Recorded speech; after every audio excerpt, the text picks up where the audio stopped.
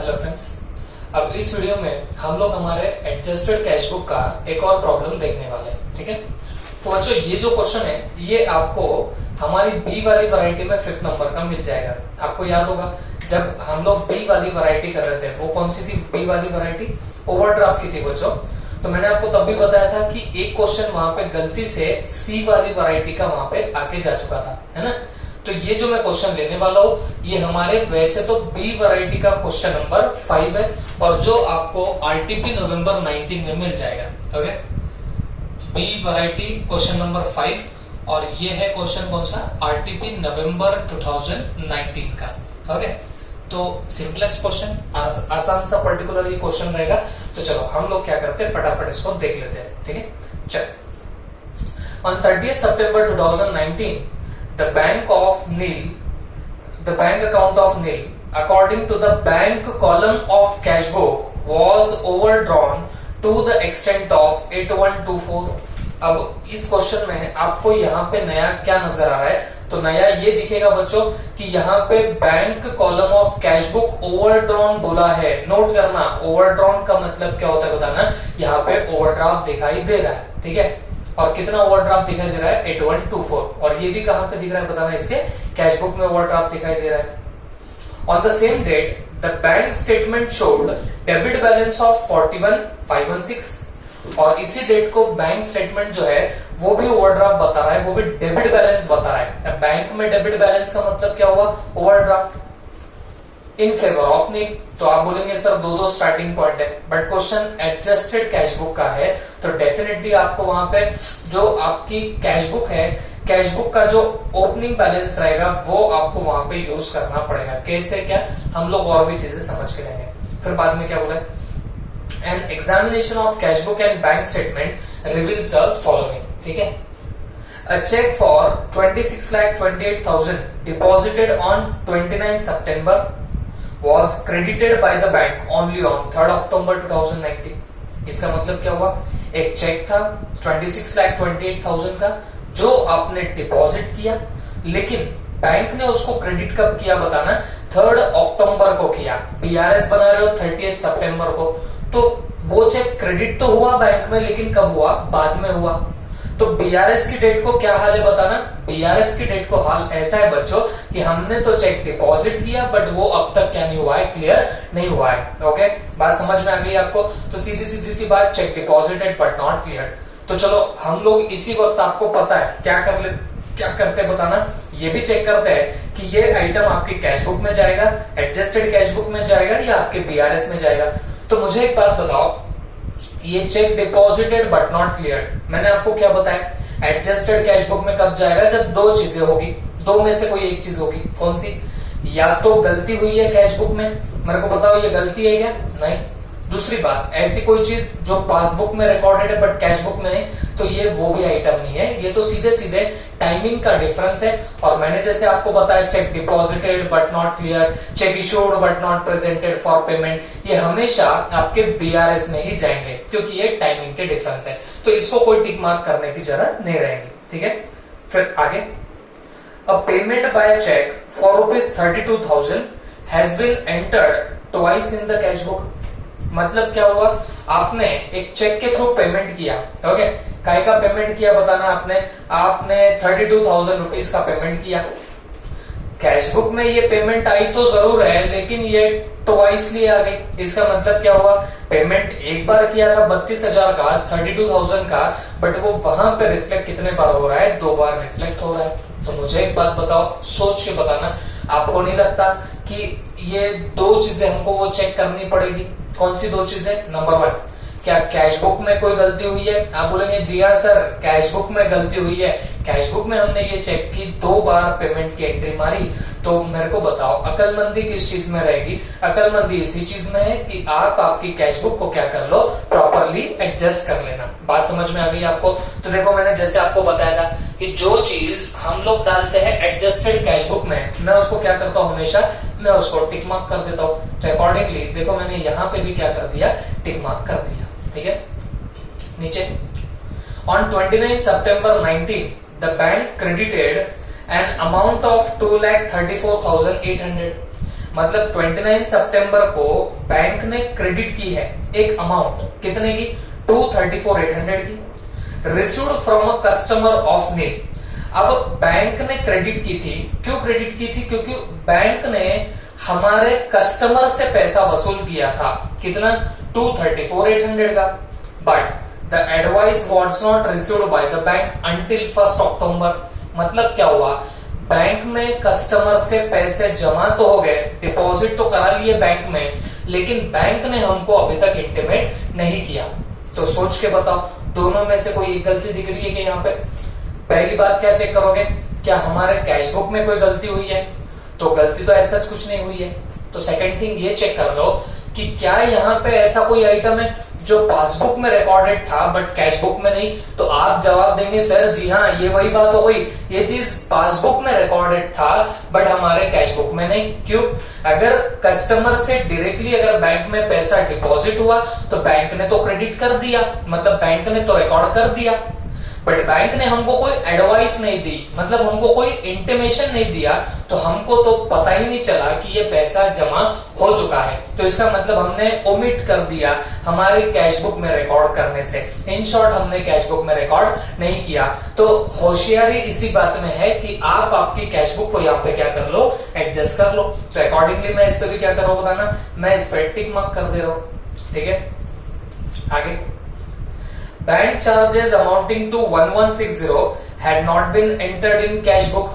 मतलब कुछ bank charges है 1160 के जो पासबुक में रिकॉर्डेड हो गए बट हमारे कैश बुक में रिकॉर्डेड नहीं है। ओके, तो मुझे एक बात बताओ, ये तो वो बात हो गई कि ये ऐसी चीज है जो पासबुक में रिकॉर्डेड है बट हमारी कैश बुक में रिकॉर्डेड नहीं है। तो इसको बताओ आप लोग क्या करने वाले हो, बीआरएस में डालोगे या एडजस्टेड कैश बुक में डालोगे? तो जवाब सीधा सा है कि सर हमने तो हमारी कैश बुक में रिकॉर्ड नहीं किया ना, तो हम लोग चुपचाप क्या कर लेंगे, कैश बुक को ही एडजस्ट कर लेंगे। ओके, तो इसको भी मैंने टिक मार्क कर दिया। चलो आगे, ऑन 6 सितंबर 2019 the bank credited 40,000 to Neel in error. बात समझो, 6 सितंबर को क्या हुआ, बैंक ने 40,000 रुपीज हमारे, मतलब ये जो नील है, नील मतलब अपन ही है, तो नील को क्रेडिट कर दिया, नील के अकाउंट को क्रेडिट कर दिया। मतलब वो हमारा पैसा था ही नहीं बट बैंक ने गलती से क्या किया, हमारे अकाउंट में क्रेडिट कर दिया। बात समझ में आ गई आपको? तो आप पूछने लग जाओगे खुद को वो दो सवाल, यहाँ पे पैर फिसलने का चांस हो सकता है। प्लीज ध्यान से सुनो, आप अगर दो सवाल पूछेंगे तो पहला सवाल आप लोग क्या पूछते हो, क्या कैश बुक में कोई गलती हुई? तो आप जवाब देंगे नहीं, कैश बुक में कोई गलती नहीं है, पासबुक में गलती है। फिर आप दूसरे सवाल पे अगर जाने लग जाओगे तो दूसरा सवाल आपका क्या था, दूसरा सवाल ये था कि क्या ऐसा कोई आइटम है जो पासबुक में रिकॉर्डेड है बट कैश बुक में रिकॉर्डेड नहीं है? तो एक बात बता दूं, ये वैसा ही आइटम है जो पासबुक में रिकॉर्डेड है बट कैश बुक में नहीं, बट हम इसको एडजस्टेड कैश बुक में नहीं डालेंगे। कान खोल के सुन लेना, हम लोग इसको कहां पे नहीं डाल रहे बताना, एडजस्टेड कैश बुक में नहीं डाल रहे। क्यों नहीं डाल रहे? क्योंकि एडजस्टेड कैश बुक में वो चीजें जाती है जो बैंक गलती से रिकॉर्ड नहीं की है बल्कि प्रॉपरली बैंक ने रिकॉर्ड किया और वो चीज ओमिट हुई है कैश बुक में, तो जाके हम लोग एडजस्टेड कैश बुक में उसको क्या करते हैं, रिकॉर्ड करते हैं। बट अगर बैंक गलती से पासबुक में कोई एंट्री मार दे और हम बैंक का देखे देखे हमारी कैश बुक को एडजस्ट कर दे तो वो बात हो गई, बैंक ने गलती करी, अपन और क्या कर रहे बताना, बैंक का देखे देखे गलती कर रहे। तो ऐसा नहीं चलता। बात समझो, मैंने आपको फर्स्ट लेक्चर में बताया था एडजस्टेड कैश बुक के कि अगर मान लीजिए कोई टाइमिंग के डिफरेंस हो, टाइमिंग के डिफरेंसेस मैंने क्या क्या बोला था, check deposited but not clear, check issued but not presented for payment, ये दो चीजें आपके हमेशा बीआरएस में जाएंगी। दूसरी बात मैंने उसी लेक्चर में आपको बताया था बच्चों कि अगर मान लीजिए कोई एरर पासबुक में हुआ, कोई मिस्टेक अगर पासबुक में होती है तो आप इतने भारी नहीं हो कि आप उसको आपके कैश बुक में जाके एडजस्ट करने लग जाओ। अरे भाई गलती उन्होंने की है, वो पासबुक वाले करते बैठेंगे, बैंक उसको रेक्टिफाई करते बैठेंगे, आप क्यों उसकी चिंता करते हो, आप क्यों उसका टेंशन लेते हो? गलती अगर बैंक करे तो बैंक खुद रिकॉर्ड करेगी, बैंक खुद रेक्टिफाई करेगी। हम हमारी एडजस्टेड कैश बुक में उसको नहीं डालेंगे बल्कि हम हमारे उसको बीआरएस में इंडिकेट करने लगेंगे। I hope you have understood it. तो याद रखना, गणित बना लो कि भाई गलती अगर आपकी बैंक करे तो आप आपके एडजस्टेड कैश बुक में उसको रिकॉर्ड नहीं करोगे। अरे भाई पाप दूसरे का, आप खुद के सर क्यों लेना चाहते हो? पाप किया बैंक ने, गलती करी बैंक ने, अगर आप आपके एडजस्टेड कैश बुक में डाल रहे हो तो वो तो बात वही हो गई, दूसरे का पाप आप खुद के सिर पर ले रहे हो। बात समझ में आ गई आपको? तो you will never take it in your adjusted cash book. उल्टा हम लोग इसको कहां पे इंडिकेट करेंगे? हमारे BRS में हम लोग इंडिकेट करेंगे। क्लियर हो गई बात सबको? ओके, तो ये सीधा सीधा आइटम है जो हमारा कहां पे जाने वाला है, BRS में जाएगा। Next adjustment, a bill of exchange for rupees 2,80,000 was discounted by Neil with his bank। मतलब एक बिल्स ऑफ एक्सचेंज था। ये देखिए बिल्स ऑफ एक्सचेंज जो नील ने, मतलब हम जिसकी अकाउंटिंग कर रहे हैं वो, जिसका BRS प्रिपेयर कर रहे हैं वो, उसने ये बिल डिस्काउंट किया। कहां पे डिस्काउंट किया? बैंक में जाके डिस्काउंट किया। ओके, आगे क्या लिखा है? This bill was dishonoured. और ये बिल जाके क्या हो गया बताना है, ये डिसऑनर हो गया। ठीक है, on 20th September 19, but no entry had been made in the books of Neil। तो मतलब क्या हुआ? बिल आपने डाला था बैंक में डिस्काउंटिंग के लिए, बट वो जाके डिसऑनर हो गया। ओके, और डिसऑनर की एंट्री हमने अभी तक कहां पे नहीं मारी बताना? हमारे एडजस्टेड कैश बुक में नहीं मारी, हमारे बुक्स ऑफ अकाउंट में हमने एंट्री नहीं मार के रखी हुई है। दो बातें चेक करनी पड़ेगी। कौन सी दो बातें? नंबर फर्स्ट, क्या कोई गलती हमारे कैश बुक में हुई है? तो जवाब है नहीं, गलती तो कुछ नहीं हुई है। सेकंड सवाल पूछो अपने आप से कि क्या ऐसा कोई आइटम है जो बैंक में रिकॉर्डेड है बट कैश बुक में रिकॉर्डेड नहीं है? तो जवाब आएगा जी हाँ सर, वो बिल डिसऑनर हो गया था, वो बैंक में रिकॉर्डेड है बट हमारे कैश बुक में रिकॉर्डेड नहीं है। बात समझ में आ रही? देखो पिछले एडजस्टमेंट में और इसमें क्या फर्क आ रहा है। पिछले एडजस्टमेंट में भी बैंक में रिकॉर्डेड था बट कैश बुक में रिकॉर्डेड नहीं था, बट पिछले एडजस्टमेंट में वो due to error of bank था, बैंक की गलती की वजह से वो क्रेडिट हुआ था, तो कैश बुक में नहीं था। तो हमने तो वैसे भी गलती नहीं की थी, तो इसके लिए हमने हमारी कैश बुक में उसको एडजस्ट नहीं किया। बट अब ये सिनारियो की बात करें तो बिल डिसऑनर हुआ, उसकी एंट्री वहां तो है, कहां? पासबुक में तो है बट कैश बुक में नहीं है। ओके, तो सीधी सी बात है, आपके कैश बुक में नहीं है तो आपको इसको यहाँ पे रिकॉर्ड करना पड़ेगा। पिछले एडजस्टमेंट में और ये एडजस्टमेंट में फर्क एक ही है। पिछले एडजस्टमेंट में बैंक की गलती थी और यहाँ पे हमसे ओमिशन हो गया, बैंक ने कर दिया, हमको पता ही नहीं चला। बट आज पता चला है तो हम लोगों की होशियारी क्या बोलती है बताना, इसको फटाफट एडजस्ट करने की हमारी होशियारी बोलती है। बात समझ में आ गई सबको? Okay, accordingly we are going to adjust it. हम लोग इसको क्या करने वाले? एडजस्ट करेंगे। और एडजस्ट करने की बात आई तो मेरे पेन ने क्या कर दिया बताना, यहाँ पे एडजस्टमेंट पे टिक मार्क कर दिया। याद है ना आपको? बोल भी रहा था मैं, आपको कितने बार भी बोल चुका हूँ कि जब आपकी यहाँ पे क्या आती है बताना, एडजस्टमेंट आएगी, तब आप उसको हमेशा क्या करते हो? टिक मार्क कर दोगे। क्लियर हो गया? चलो आगे बढ़ते हैं। Cheque issued up to 30th September 19 but not presented for payment up to that date.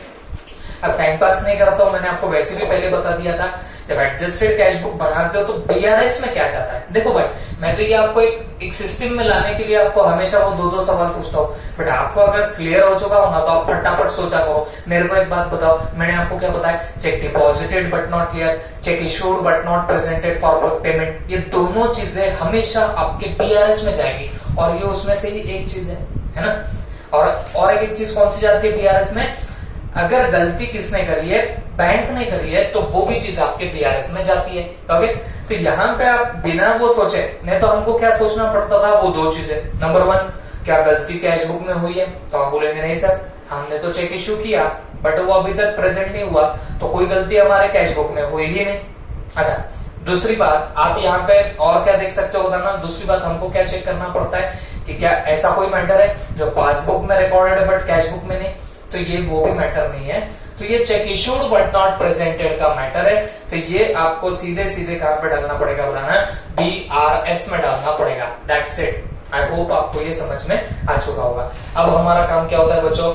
अब चुपचाप हमको एडजस्टेड कैश बुक बनानी है, लेकिन याद रखना ये प्रॉब्लम है ओवरड्राफ्ट का, तो इसमें फर्क कहां पे गिरता है बस इतना ध्यान से समझ के ले लो, बाकी सब कुछ सेम है। ओके, तो यहाँ पे मैं हेडिंग डाल देता हूँ बच्चों, लगा तो ये दो पार्ट्स कर देता हूं यहां से। In the books of Neel books of what Neel. Okay, और यहां पे आप लोग क्या लिख रहे हो, एडजस्टेड कैश बुक, और ब्रैकेट में लिख देना बैंक कॉलम ओनली, सही है ना।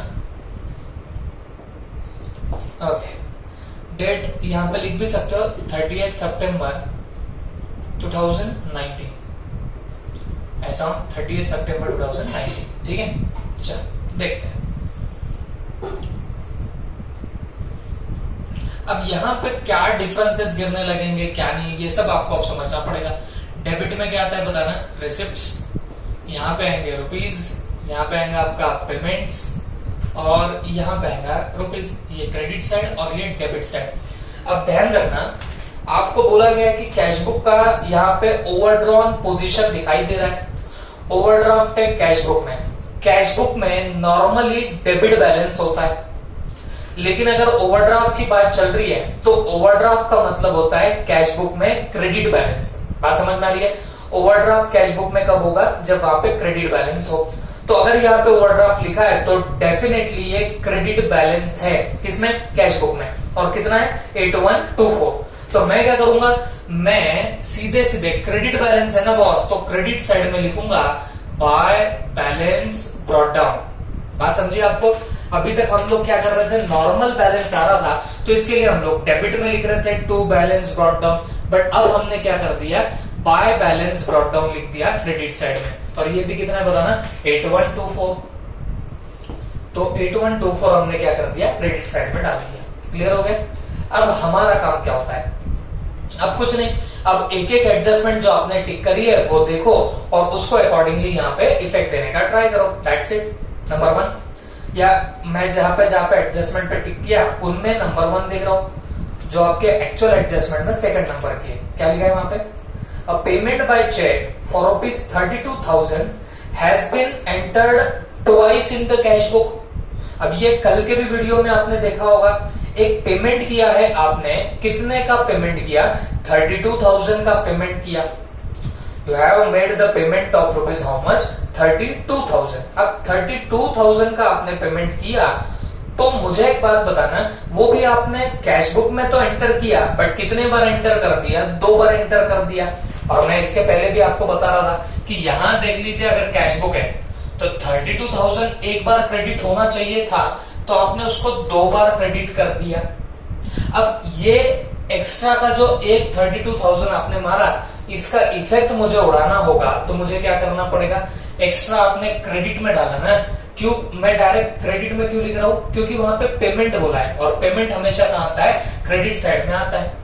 तो इस 32,000 को उड़ाने के लिए मुझे 32,000 डेबिट में भी डालने पड़ेंगे, तो जाके वो 32,000 जो एक एक्स्ट्रा का आया हुआ है उसका इफेक्ट क्या हो जाएगा, नलीफाई हो जाएगा। बात समझ में आ रही है। अब payment by cheque of 32,000 entered twice in cash book. Payment बोले तो क्रेडिट साइड में गया होगा, लेकिन 2 बार गया तो एक एक्स्ट्रा का गया ना, तो इसका इफेक्ट उड़ाने के लिए हमने उसको क्या कर दिया, डेबिट कर दिया। That's it.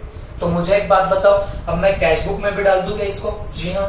तो यहां पे क्या लिखेंगे बताना, टू चेक रिकॉर्डेड ट्वाइस, या cheque payment recorded twice, recorded twice. मुझे बताना कितना लेना पड़ेगा, 32,000। आप बोलेंगे सर ओवरड्राफ्ट है तो कुछ उल्टा पुल्टा करना है क्या, कुछ नहीं बच्चों, ये सिर्फ लिखते टाइम यहाँ पे क्रेडिट बैलेंस डाल दो, और फिर बाकी आपका प्रॉब्लम जैसे नॉर्मली सॉल्व कर रहे हो, रिसिप्ट टाइम मतलब पैसे आए तो डेबिट में डालो, पैसे गए तो क्रेडिट में डालो, वो वैसे ही आप लोग नॉर्मली करेंगे जैसे आपने आज तक करके रखा हुआ है। ठीक है, चलो next. On 29 September 19, the bank credited an amount of 234,800 received from a customer of NIL, but the advice was not received until 1st October। मतलब क्या हुआ, बैंक में नील के अकाउंट में बैंक ने क्रेडिट कर दिया अमाउंट। कौन सी अमाउंट क्रेडिट करी, जो नील के किसी कस्टमर से पैसे आए तो वो डायरेक्टली कहां पे आए, बैंक में आए, तो बैंक ने क्रेडिट कर दिया। मतलब बैंक ने तो बैलेंस बढ़ा दिया, बैंक ने तो रिसिप्ट हुई ऐसा बता दिया। बट उसकी एंट्री अभी तक कहां पे नहीं हुई है, कैश बुक में नहीं हुई है। तो होशियारी किस बात में, अगर हमारे कैश बुक में उसकी कोई एंट्री ना हो तो चुपचाप क्या कर देंगे बताना, यहाँ पे एंट्री पास ऑन कर देंगे। तो मुझे एक बात बताओ, ये पैसा आया कि गया? तो ये तो पैसा आया था बैंक में, और पैसा अगर बैंक में आया था तो कैश बुक में रिकॉर्ड नहीं हुआ। तो मुझे सिंपलिसिटी से बताओ, ये आपको रिसिप्ट हुई कि पेमेंट हुआ? तो जवाब आएगा सर ये तो रिसिप्ट हो रही है। तो रिसिप्ट हो रही है तो कहां डालोगे, डेबिट में डाल रहे हो, क्रेडिट में डाल रहे हो? तो जवाब सीधा सा है, इसको डालेंगे डेबिट में। क्लियर हो गया सबको? तो हम लोग यहाँ पे क्या कर देंगे, टू पार्टी अकाउंट। ओके, क्योंकि पार्टी से पैसा मिला ना, तो आपने क्या कर दिया, पार्टीज अकाउंट या डेटर्स अकाउंट पे आप लोग डाल सकते हो, या कस्टमर अकाउंट भी आप लोग लिख सकते हो। क्लियर हो गया? अच्छा, कितने गए, 234,800, 234 व्हाट 800। तो ये हमने यहाँ पे इफेक्ट मार दिया। चलो आगे। अब नेक्स्ट आइटम देख रहा हूं टिक में, है ना। मैं यहाँ पे सिर्फ कौन से आइटम्स में इंटरेस्टेड हूँ, जिसको मैंने टिक मार्क किया था मैं बस उसी में इंटरेस्टेड हूँ, दैट्स इट। ठीक है, चल next. Bank charges amounting to 1160 had not been entered in cash book. मतलब बैंक ने कुछ चार्जेस वसूल करे। कितने के चार्जेस वसूल किए, 1160 के, जो कहां पे रिकॉर्ड नहीं हुए, जो कहां पे एंटर नहीं हुए, हमारे कैश बुक में एंटर नहीं हुए। तो मुझे एक बात बताओ, अगर बैंक चार्जेस कैश बुक में एंटर ना हो तो आपको नहीं लगता कि यहाँ पे क्या हुआ है, एक पेमेंट किया है बैंक ने जो हमारे कैश बुक में रिकॉर्डेड नहीं है? तो हमको क्या करना पड़ेगा बच्चों, हमको हमारी वो एडजस्टेड कैश बुक में ये फिगर डालनी पड़ेगी। बट बैंक चार्जेस आपको क्या लगता है, पेमेंट लगता है या रिसिप्ट लगती है? तो जवाब आएगा सर ये तो बहुत सिंपल है, ये तो पेमेंट है भाई। पेमेंट है तो कहां पे डालोगे बताना, क्रेडिट में डाल देंगे। तो बैंक चार्जेस हम लोग उठा के सीधे कहां पे डालते बताना, क्रेडिट में। तो यहाँ पे लिख देता हूं मैं, बाय बैंक चार्जेस। ओके, अब बताना ये कितने के बैंक चार्जेस थे, ये थे 1160। तो यहाँ पे हमने अमाउंट भी डाल दी है, कितनी, 1160। ठीक है, चलो अब नेक्स्ट और लास्ट आइटम ऑफ टिक, जिसको हमने टिक किया उसमें का लास्ट आइटम कौन सा, a bill of exchange for ₹2,80,000 was discounted by Neel with his bank. मतलब नील ने क्या किया, 2,80,000 का बिल डिस्काउंट करके रखा था बैंक से, and the bill was dishonoured and no entry has been made. तो मुझे एक बात बताओ, जब आप डिस्काउंटिंग करते हो बिल्स ऑफ एक्सचेंज की, तो आपको पैसा मिलता है कि पैसा जाता है? तो आप बोलेंगे सर पैसा तो मिलता है, भले डिस्काउंटिंग चार्जेस कट जाएंगे बट बचा हुआ तो पैसा मिलेगा, है ना। तो पहले आपको पैसा मिला था बट फिर बाद में क्या हुआ, वो बिल डिसऑनर हो गया। तो बिल डिसऑनर जब हो जाता है तो हमेशा याद रखो, बैंक आपसे वो बिल की अमाउंट वसूल कर लेती है, बैंक आपसे वो रिकवर कर लेती है बिल के डिसऑनर की अमाउंट। किया बैंक ने डिसऑनर ऑफ बिल होने के बाद आपसे पैसे वसूल कर लिए, बैंक ने एंट्री मार दी बट आपने कैश बुक में एंट्री नहीं मारी। तो मुझे एक बात बताओ, अगर बैंक वसूल करे पैसा डिसऑनर होने के बाद, तो आपकी यहाँ पे रिसिप्ट होने वाली है या पेमेंट होने वाला है? तो जवाब बड़ा सिंपल सा है, यहाँ पे हमारा पेमेंट होने वाला है। तो मुझे एक बात बताओ, अगर तुम्हारा यहाँ पे पेमेंट हो रहा है तो आप क्रेडिट में डालना पसंद करोगे या डेबिट में डालना पसंद करेंगे? तो जवाब है सर सीधी सी बात है, हम लोग कहां पे डालेंगे, क्रेडिट में डालेंगे। वापिस से बताता हूँ, एक बिल था जो हमने बैंक में डिस्काउंट किया, वो डिसऑनर हो गया। तो जब डिस्काउंट किया होगा तब बैंक ने हमको पैसा दिया होगा, तो उसकी तो यहाँ बात ही नहीं चल रही है। बात किस चीज की चल रही है, जब बिल डिसऑनर हुआ तो वो बैंक में रिकॉर्ड हुआ बट कैश बुक में रिकॉर्ड नहीं हुआ। और बिल जब डिसऑनर होगा तब बैंक क्या करेगी, देखते बैठेगी? नहीं, बैंक आपके खाते से, आपके अकाउंट से पैसे क्या कर लेती बताना, वसूल कर लेती है। बट हमको तो कैश बुक में ये बात पता चली ही नहीं, तो उससे क्या हो गया, हमारे कैश बुक में वो एंट्री आई ही नहीं।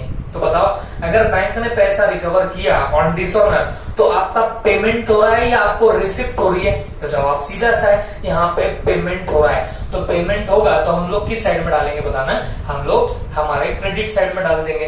तो यहाँ पे लिख देंगे बाय बिल डिसऑनर। सही है, बताओ कितने का बिल था बताना, ये 2,80,000। तो हमने ये 2,80,000 क्या कर दिए यहाँ पे डाल दिया। अब सीधी सी बात, नो बकवास, जितने आइटम थे एडजस्टेड कैश बुक के हमने सारे के सारे यहाँ पे डाल दिए।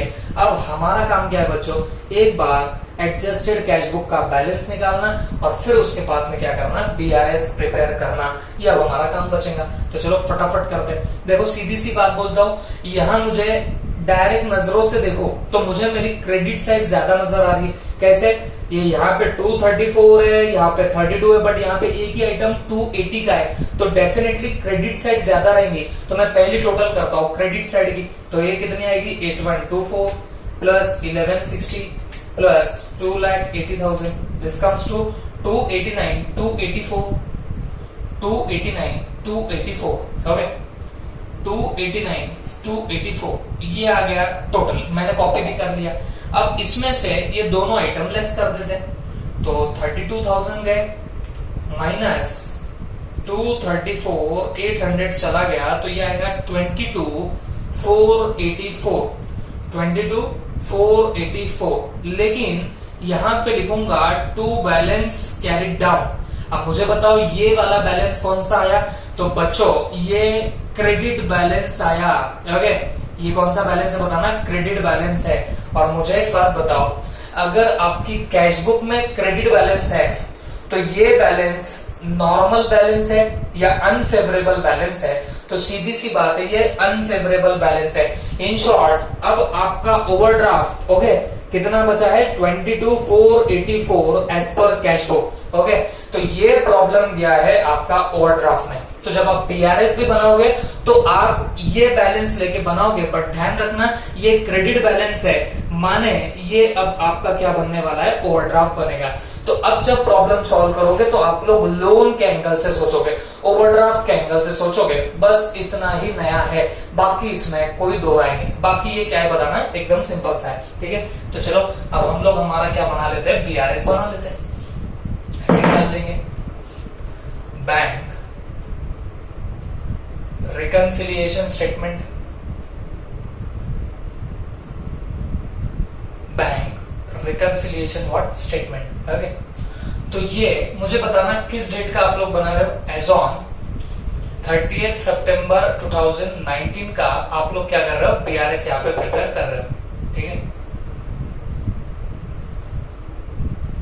ये बना मेरा फॉर्मेट, इसमें क्या कहूंगा, पर्टिकुलर्स, फिर यहाँ पे क्या लिखेंगे रुपीस, और यहाँ पे क्या लिखेंगे रुपीस, और ए में क्या आएगा बताना, overdraft as per cash book, overdraft as per cash book. Okay, क्यों ओवरड्राफ्ट लिखा है, क्योंकि ये क्रेडिट बैलेंस है, तो इसके लिए क्या लिखा है, ओवरड्राफ्ट। ओके, तो ये कितना है बताना, 22,484, तो ये मेरा क्या आ गया बताना, यहाँ पे ओवरड्राफ्ट निकल के आ चुका है। अब मैं क्या करूंगा, यहाँ पे आपको भी पता है कुछ आइटम ऐड होने वाले हैं और कुछ आइटम यहाँ से क्या होने बताना, लेस हो जाएंगे। ठीक है, चलो अब जिन आइटम को आपने टिक नहीं मारा उन पे हम लोग नजर डालते हैं। सबसे पहला चेक फॉर ₹26,28,000 डिपॉजिटेड ऑन 29 सितंबर was credited by bank only on 3rd October। तो सीधी सी बात, आपने चेक डिपॉजिट किए थे 29 सितंबर को, बट बैंक ने वो क्रेडिट किया कब किया बताना, 3rd अक्टूबर को। तो आपको नहीं लगता कि हमारे बीआरएस के डेट तक वो चेक क्रेडिट नहीं हुए, वो चेक क्लियर नहीं हुए, तो ये तो वो वाली बात हो गई, कौन सी, cheque deposited but not clear. याद है ना सबको। तो मुझे एक बात बताओ, cash book passbook cheque deposit कर रहे हो, तो चेक डिपॉजिट करने से ओवरड्राफ्ट माने कि लोन कम होगा कि बढ़ेगा, भूलना मत, अभी खत्म की है वैरायटी। तो चेक डिपॉजिट करने से लोन कम होता है, बट पहली एंट्री कहां पे आई होगी, कैश बुक में, तो हमने कैश बुक में ओवरड्राफ्ट कम किया होगा, बट पासबुक में कम किया था क्या, जी नहीं। ओके, चेक डिपॉजिट करने से लोन कम होता है, बट कहां पे कम होगा, कैश बुक में कम होगा, पासबुक में तो हुआ ही नहीं। तुम्हारा स्टार्टिंग पॉइंट क्या है बताना, कैश बुक तुम्हारा स्टार्टिंग पॉइंट है, तो कैश बुक में ऐसा क्या करो जिससे दोनों बैलेंस मैच हो जाए। ऐड करूंगा तो दोनों बैलेंस मैच होंगे। आई होप आपको ये सब चीजें याद होंगी क्योंकि हमने ये देखा हुआ है। ओके, तो इसके लिए मैं ज्यादा इसको डिटेल में नहीं बता रहा, हमने ये देखी हुई है सारी चीजें, तो मैं थोड़ा सा फास्ट आगे बढ़ जाऊंगा। तो यहां पे सीधे लिख दूंगा ऐड में check deposited but not cleared, check deposited but not what cleared. ये क्लियर नहीं हुआ तो कितने के चेक थे? 26,28,000, 26,28,000 ये हमने मार दिया। ओके, अनटिक्ड आइटम का पहले का काम खत्म कर दिया। और एक आइटम था ऑन 6 सितंबर 2019 the bank credited 40,000 to Neel in error. अब इसका मतलब क्या हुआ बताना। 6 सितंबर को बैंक ने गलती से क्या किया, नील के अकाउंट को क्रेडिट कर दिया। ओके, अब ये तो बैंक की गलती थी, तो हमने पहले डिसाइड किया वो उसका नंबर कहां पे लगेगा, बीआरएस में लग जाएगा। अब आप मुझे सोच के बताओ, समझ के बताओ, बैंक में क्रेडिट होना इसका मतलब बैंक में पैसे डिपॉजिट होना, और डिपॉजिट होने से लोन कम होता है कि बढ़ता है। अब इसके पहले बहुत बार चर्चा की है, डिपॉजिट करने से लोन कम होता है, तो वो लोन कहां पे कम होगा, बैंक में कम होगा, क्योंकि पासबुक में गलती से क्रेडिट हुआ ना, तो पासबुक में तो लोन हमारा कम हो गया, बट कैश बुक में हुआ क्या, नहीं। तुम्हारा स्टार्टिंग पॉइंट क्या है, कैश बुक तुम्हारा स्टार्टिंग पॉइंट है, तो क्या करना पड़ेगा, लेस करना पड़ेगा। ओके, वापस से बोलता हूं, wrong credit given by bank.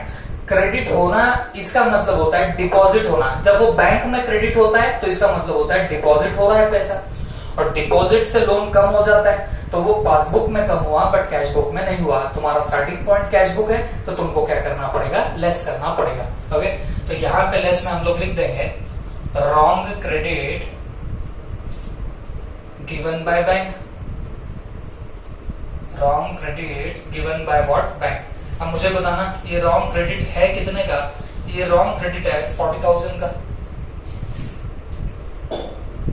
Wrong credit कितने का बताना, 40,000 का। तो ये दो काम हमने यहाँ पे खत्म कर दिए, और फिर लास्ट में आखिरी आइटम देखते जो अनटिक था, जिसपे हमने टिक नहीं मारा, वो 7th नंबर का आइटम है।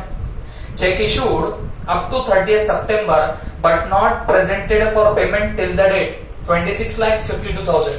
मतलब आपने कोई चेक इशू किए हैं जो अभी तक प्रेजेंट नहीं हुए हैं।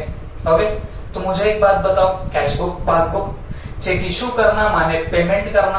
पेमेंट करने से लोन बढ़ता है कि कम होता है, तो सर लोन तो बढ़ता है, बट पहली एंट्री कहां पे, कैश बुक में होगी, तो कैश बुक में लोन बढ़ा, बट पासबुक में बढ़ा क्या, नहीं। तुम्हारा स्टार्टिंग पॉइंट क्या है, कैश बुक तुम्हारा स्टार्टिंग पॉइंट है, तो क्या करना पड़ेगा, लेस करना पड़ेगा। ओके, चेक इशू करना मतलब पेमेंट करना, पेमेंट करने से लोन बढ़ेगा, बट पहले कहां पे बढ़ेगा, कैश बुक में, पासबुक में नहीं बढ़ा, तो स्टार्टिंग पॉइंट कैश बुक है तो लेस करेंगे। ओके, तो हम लोग यहां पे लिख देंगे check issued but not presented for payment, but not presented for what, payment. लेकिन ये प्रेजेंट नहीं हुए चेक फॉर व्हाट, यार पेमेंट।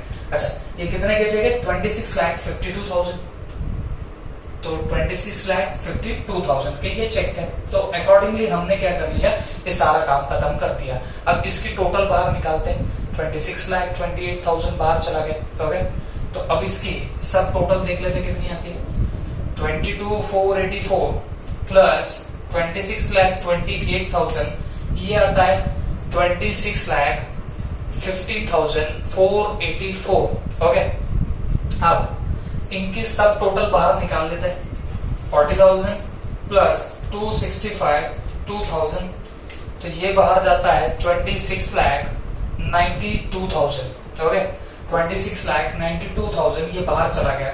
और जब आप इसको लेस कर दोगे तो बच्चों मुझे एक बात बताओ, आपको कितना बैलेंस मिलेगा, तो 26,50,484 माइनस करूंगा 26,92,000, तो आंसर कम्स टू 41,516। ओके, तो मेरा आंसर यहाँ पे कितना आ रहा है बताना, 41,516। अब सीधी सी बात है, अब मुझे एक बात बताओ, यहाँ पे overdraft as per cash book था, और यहाँ पे फिगर आपको अब जो मिल रहा है वो कैसा फिगर मिल रहा है बताना, ये फिगर आपको नेगेटिव मिल रहा है। तो नेगेटिव फिगर है, इसका मतलब ही क्या हो गया बच्चों कि ये अब आपका नॉर्मल बैलेंस रहेगा। This will be your what, normal balance. तो हम लोग यहाँ पे क्या लिखेंगे बताना, बैलेंस एज पर पासबुक। यहाँ पे क्या बताना, balance as per passbook. Okay, क्योंकि स्टार्टिंग पॉइंट आपका ओवरड्राफ्ट था, और अगर यहाँ का आपका आंसर जो था, ये आंसर अगर आपका क्या निकल के आ जाता है बताना, ये नेगेटिव फिगर निकला, तो इसका मतलब ये बैलेंस हो गया।